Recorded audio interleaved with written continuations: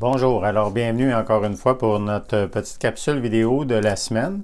On a déjà parlé des documents que ça prenait pour finaliser une transaction immobilière. Aujourd'hui, on va parler du certificat de localisation. Le certificat de localisation, ce qu'il faut savoir, c'est que c'est en deux parties. D'abord, c'est un rapport écrit qui définit légalement la propriété, détermine les lignes, les numéros de lot et tout.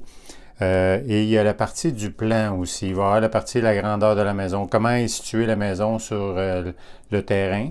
Comment sont situés les bâtiments. S'il y a un cabanon, s'il y a une piscine, ça va être très bien délimité, les haies et tout.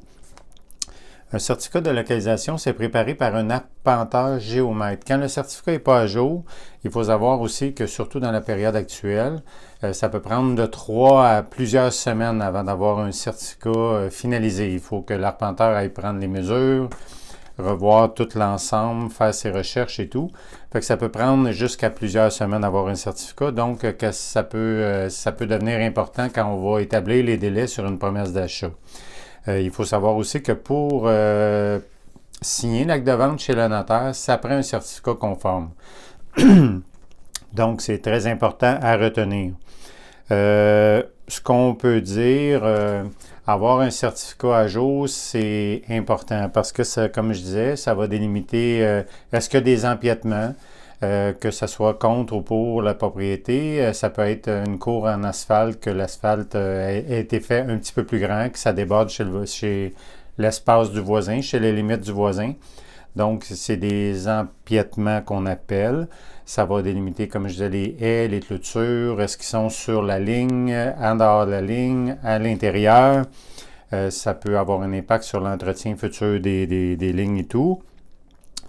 Ça va déterminer le certificat. S'il y a eu des changements, ça peut être, ça peut être bon en général entre 5 et 10 ans s'il n'y a eu aucun changement physique extérieur. Par exemple, si on a ajouté une poussine, si on a changé la grandeur du patio, si on a ajouté une verrière, si on a changé des choses physiques, ça prend automatiquement un nouveau certificat de localisation. Fait que ça, c'est important quand on fait la visite des lieux de voir par rapport au certificat qui est au dossier s'il y a eu des choses qui ont changé en cours de route. Ce qu'on disait aussi, les empiètements, on a parlé des limites, on a parlé des cabanons. La plupart du temps, si un cabanon a été déplacé, la majorité du temps, un cabanon, il respecte pas les lignes, sauf que s'il n'est pas sur une base en ciment, c'est moins important, c'est accepté par les parties chez le notaire la plupart du temps.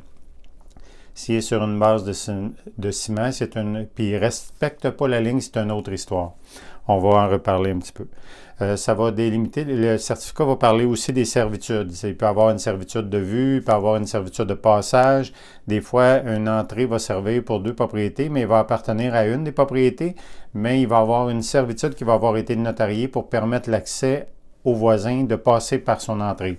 C'est des choses à vérifier.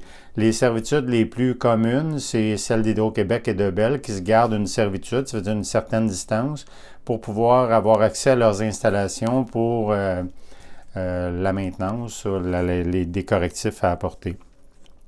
On va parler d'une propriété qui serait en bordure d'un cours d'eau très, très, très important, la zone inondable.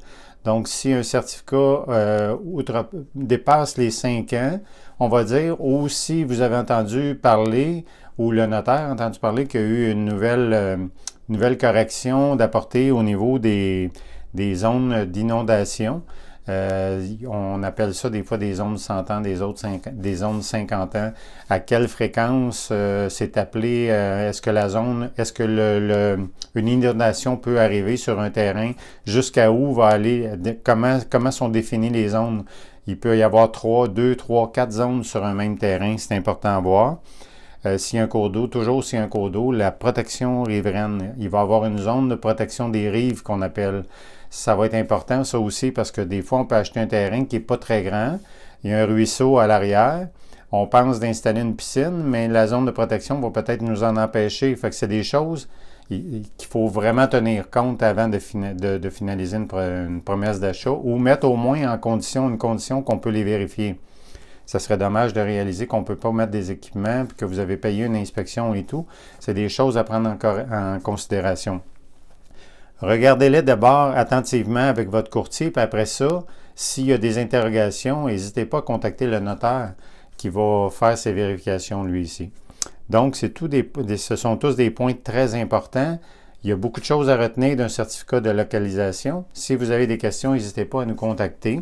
Sylvain ou Simon, vous avez toutes nos coordonnées au www.gouletimmobilier.com. Donc, une excellente journée à vous et on vous rappelle que notre intérêt, c'est toujours de vous servir comme on aime être servi. Sylvain et Simon Goulet, bonne semaine. Bonjour.